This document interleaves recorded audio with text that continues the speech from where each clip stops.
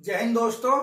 तो मैं आज आपको बताता हूं कि नॉर्मलाइजेशन में किसको कितना फायदा होगा और कितना नुकसान होगा। अगर बच्चा क्वेश्चन ज्यादा गलत करेगा तो उसको ज्यादा नुकसान होगा, और कम क्वेश्चन गलत करेगा तो उसको कम नुकसान होगा। तो इसके बारे में आज हम एक थोड़ा सा विस्तृत जानकारी देते हैं आपको। मैं ये भी बताना चाहता हूं कि पेपरों के दिन जो है वो 11 दिन आपका पेपर रह गए हैं और 12वें दिन आपका पेपर है। तो आपको ध्यान पूर्वक समय रहते हुए सिलेबस पूरा कंप्लीट कर लेना है और सिलेबस के अनुसार पढ़ना है। और अब तो रिवीजन पे लग जाओ। मेरा यही कहना है कि अब रिवीजन करो, जो भी आपने पढ़ा है वो रिवीजन करो, 2-2 3-3 बार उसको पढ़ डालो और जितना भी पढ़ो उसे क्लियर पढ़ो और सही पढ़ो और अच्छा पढ़ो। तो मैं आज आपको बताता हूं कि नॉर्मलाइजेशन में किसको कितना फायदा होगा और आपको कितना क्वेश्चन करने चाहिए, कितने नहीं करने चाहिए, कितने पे आपका सिलेक्शन हो सकता है और कितने पे आपका सिलेक्शन नहीं हो सकता है। तो नॉर्मलाइजेशन के बारे में हम आपको बात करते हैं। तो जैसे नॉर्मलाइजेशन में किसको कितना फायदा होगा और कितना नुकसान। मान लो 4 बच्चे हैं, 4 छात्रों ने पेपर दिया। एक ने पेपर दिया पहला, दूसरा, तीसरा, चौथा। एक ने सही क्वेश्चन करे हैं 100 क्वेश्चन करे हैं सही, 100 क्वेश्चन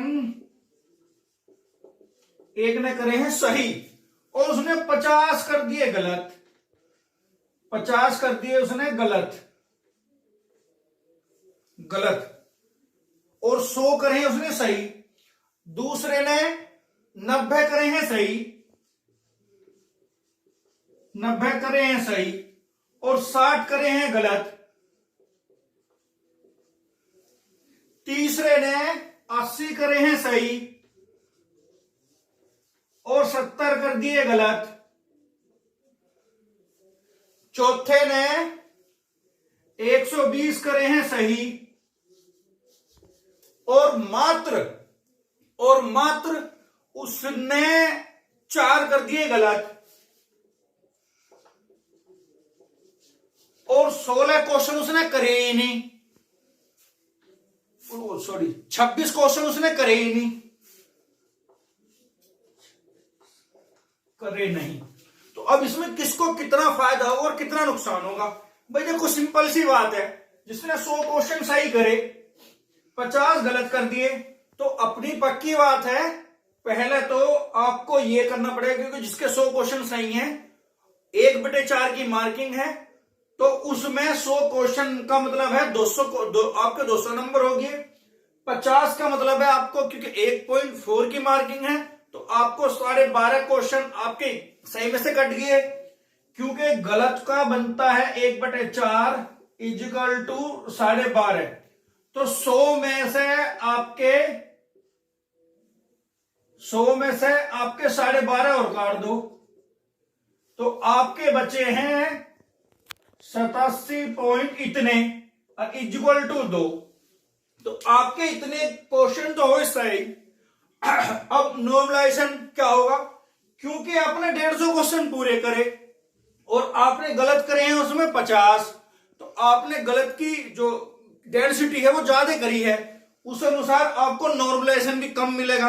अगर आप 100 क्वेश्चन सही करते और टोटल क्वेश्चन 120 करते, 120 में 100 आप सही कर देते और 20 आप गलत करते और 30 आप क्वेश्चन करते ही नहीं, तो उस स्थिति में आपको नॉर्मलाइजेशन बहुत अच्छा मिलता, क्योंकि आपने उसको छेड़ा ही नहीं है।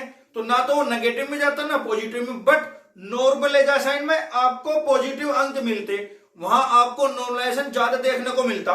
मान लो एक ने 90 क्वेश्चन सही करे, 60 गलत कर दिए, तो क्योंकि 1/4 की आपको मार्किंग है, तो 1/4 इक्वल टू 60 है, तो 15 क्वेश्चन आपने गलत कर दिए। सही करे आपने 90 में से 15 निकाल दो, 75 गुना 2 नंबर का मार्क्स है, तो 150। आपने 150 नंबर का टोटल करा, क्योंकि आपने 60 क्वेश्चन गलत करे थे, तो आपको अब इस पर नॉर्मलाइजेशन भी कम मिलेगा। तो मेरे भाइयों ये ध्यान रखना, आपको जितने क्वेश्चन पता है उतने ही क्वेश्चन सही करो। तुक्का तक की अगर आपको करनी है तो कम से कम क्वेश्चन में करो। मान लो अगर आपको 80 क्वेश्चन सही आते हैं, तो मान लिया कोई जनरल का बच्चा है, तो 80 पे तो उसका नंबर नहीं आने वाला है, क्योंकि एससी और एसटी का वहां चांस बनता है, इसलिए एससी एसटी को बस ज्यादा से ज्यादा 20 क्वेश्चनों पर तुक्का मारना है, ज्यादा से ज्यादा, क्योंकि 100 क्वेश्चन आप कर दोगे और आपके 20 क्वेश्चन आपके सही हैं, 80 क्वेश्चन सही हैं, और 20 में से प्रायिकता ये रहती है कि 1/3, मतलब अगर हम 5 क्वेश्चन 3 क्वेश्चन करेंगे तो एक सही होता है, तो कहीं ना कहीं ऐसा हो सकता है कि आपको प्लस पॉइंट देखने को मिल जाए, क्योंकि 80 गुना 2 160 नंबर आपके वो हो गए। अगर उसमें से आपको 5 क्वेश्चन भी 20 में से आपके कट फिट के 5 क्वेश्चन भी सही हो गए तो आपको 10 अंक देखने को मिलेंगे, और 15 नंबर में से, क्योंकि 15 क्वेश्चन आप गलत कर दिए हो तो आपके 4 क्वेश्चन कट जाएंगे, तो आपको फिर भी बेनिफिट आपको देखने को मिलेगा। तो उस स्थिति में एससी एसटी जो है वो 180 160 नंबर से ऊपर अगर उनके नंबर आ रहे हैं तो वो बिल्कुल प्लस पॉइंट है, उनका नंबर 101% आएगा। अगर जनरल और ओबीसी की बात करें, क्योंकि वो 80 क्वेश्चन सही कर रहे हैं, 20 क्वेश्चन वो गलत कर रहे हैं और 50 क्वेश्चन वो कर ही नहीं रहे हैं, तो उस स्थिति में ओबीसी और जनरल का पुरुष का नंबर नहीं आने वाला। तो उस स्थिति में आप क्या करें, उस स्थिति में आप तुक्का धड़ी कर सकते हैं। जो बच्चे नहीं पढ़ रहे हैं, जो बच्चे तुक्का मारने जा रहे हैं, या वो अगर जिनको 80 क्वेश्चन सही पता है तो वो जनरल और ओबीसी का बच्चा 70 क्वेश्चन में तुक्का धड़ी कर सकता है, क्योंकि उसमें आपका नंबर नहीं आने वाला। हो सकता है कि 70 में से 30 क्वेश्चन आपके सही हो जाएं, 40 गलत हो जाएं, तो आपको, क्योंकि 40 गलत हैं तो 1/4 के हिसाब से आपके 10 क्वेश्चन 30 में से कट जाएंगे, तो आपको 20 क्वेश्चन फिर भी सही मिले। 80 आपने वहां सही कर रखे थे, 20 यहां कर दिए, टोटल हो गए 100 क्वेश्चन। 100 क्वेश्चन का मतलब है आपको 200 अंक। 200 अंक का मतलब है आप सेलेक्टेड, चाहे ओबीसी हो चाहे जनरल हो। महिला की अगर हम बात करते हैं तो महिला ओबीसी और जनरल 180 अंक, जनरल 180 अंक पे 101% आ सकती है, और जो महिला है वो ओबीसी की जो है वो 160 प्लस पे 160 से 170 तक आपका सिलेक्शन 101% होगा। तो अब हम बात करते हैं नॉर्मलाइजेशन के ऊपर ही। तो मेरा मतलब ये है, अगर आपको जैसे 120 क्वेश्चन आपने सही किए, 4 क्वेश्चन आपने गलत कर दिए, 26 क्वेश्चन आपने करे ही नहीं, क्योंकि आपने 120 क्वेश्चन सही कर रखे थे। 120 दूना 2, 240 आपने नंबर लाए, 4 आपने गलत कर दिए, 8 नंबर आपके यहां गए, आपके 232 अंक हो गए, क्योंकि आपने 4 गलत करे हैं, 26 आपने करे ही नहीं। आपको उस स्थिति में नॉर्मलाइजेशन बहुत ज्यादा देखने को मिलेगा। हो सकता है आपका नॉर्मलाइजेशन, अगर आप उस पाली में हो जिसमें सबसे ज्यादा नॉर्मलाइजेशन मिल रहा है, तो आपको यहाँ नॉर्मलाइजेशन आपको 20 से 30 अंक का भी मिल सकता है, आपके नंबर 250 से भी ऊपर जा सकते हैं। जो मुझे ये लग रहा है कि आप टॉप 1000 में भी आ सकते हैं। तो ध्यान रखें, बस मैं आपको यही कहना चाह रहा हूं, आपको जितना सही क्वेश्चन पता है सही उनको ही छेड़ें, और गलत क्वेश्चन अगर आपको लग रहा है कि भाई मेरा सिलेक्शन नहीं हो रहा है, जनरल ओबीसी का बच्चा है, मान लो 80 क्वेश्चन सही कर पा रहा है वो, तो वो बच्चा तुक्का मार सकता है, क्योंकि उसका सिलेक्शन वहां तो भी मुश्किल ही होगा। मैं ये नहीं कह रहा नहीं होगा, तो भी मुश्किल होगा, क्योंकि 90 से 100 क्वेश्चन पे जनरल वाले का बच्चे का सिलेक्शन होगा, तो वहां बच्चा जनरल और ओबीसी वाला ट्राई कर सकता है तुक्का मारने पे। अगर एससी और एसटी है, अगर 80 क्वेश्चन आप सही कर रहे हो, तो मेरा मानना और कहना तो ये है, आप उससे अलग कोई भी क्वेश्चन ना छेड़े। अगर आपको तुक्का मारना भी है तो ज्यादा से ज्यादा 20 क्वेश्चन पे तुक्का मारें, उससे अगर अदरवाइज कुछ भी तुक्का धड़ी ना करें, क्योंकि आप अगर सारे क्वेश्चन पर तुक्का मारी करेंगे तो पहले ही आपके 80 क्वेश्चन सही थे, गलत में अगर 70 पहुंच गए तो आपको 20 क्वेश्चन वहां खत्म हो जाएंगे, आपके बचे 60। नॉर्मलाइजेशन की बात करें तो नॉर्मलाइजेशन अगर ज्यादा गलत करोगे तो नॉर्मलाइजेशन बच्चों को कम मिलता है, तो कहीं ऐसा ना हो जाए आपके 50 क्वेश्चन ही बचे, जिसका मतलब है 100 नंबर। 100 नंबर पे आप पता ही से आपको कि क्या देखने को मिलेगा क्या नहीं मिलेगा। तो मेरा कहने का मतलब यही है, जितने क्वेश्चन सही पता हो आप उतने ही क्वेश्चन करें, और गलत बिल्कुल भी ना करें। गलत जिन बच्चों को ये डाउट होता है कि भाई इसमें से 2 क्वेश्चन, मान लिया किसी एक क्वेश्चन के 4 उत्तर होते हैं, मान ले बात करते हैं किसी एक क्वेश्चन के 4 उत्तर होते हैं, मान लेते हैं किसी एक क्वेश्चन के 4 उत्तर है, मान लो एक क्वेश्चन है ये, उसका A B C D ये है, मान लिया उसके 4 ऑप्शन है, आपको लग रहा है ये नहीं हो सकता, ये नहीं, ये दोनों हो सकते हैं, तो ऐसे क्वेश्चन पे आप तुक्का धड़ी कर सकते हैं। पर ये भी वो ध्यान रखना है भाई, इसमें क्वेश्चन ऐसे पूछ रहा है, मान लो भारत के बारे में बात कर रहा है और उसने दो आंसर, तो एक बांग्लादेश पे दे रखा, एक दे रखा पाकिस्तान पे, तो दो ऑप्शन ये तो आपके होंगे ही नहीं, क्योंकि बात कर रहा है वो भारत की।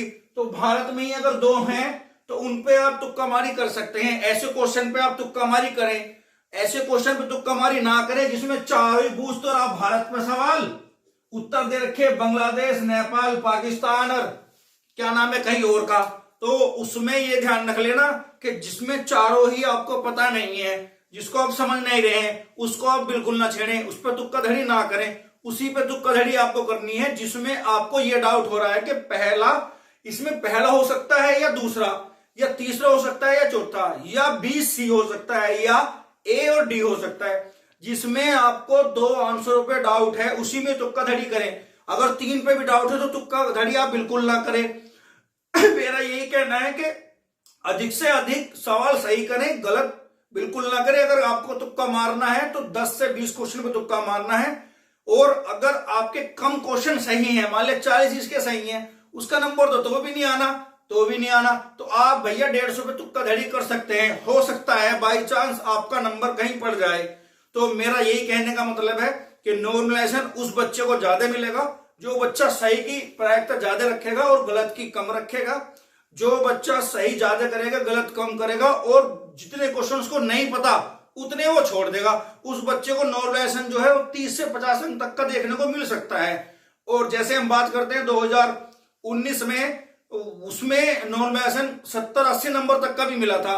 बहुत से लोग वे पास हो गए थे जिनका नंबर कहीं भी नहीं था, और बहुत से वो लोग फेल हो गए थे जिनका नंबर ऊपर था वो नीचे आ गए थे।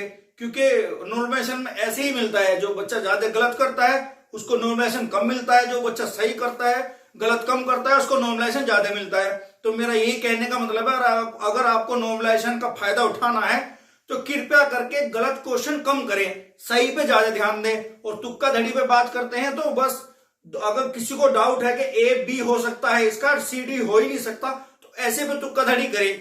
मेरा कहने का मतलब यही है, आपका सिलेक्शन 101% होगा। और मेरिट पे अगर हम बात करते हैं तो वो बात की बात है, पहले आप पढ़ें, पेपर दें अच्छे से, अपना ध्यान रखें। जय हिंद, वंदे मातरम।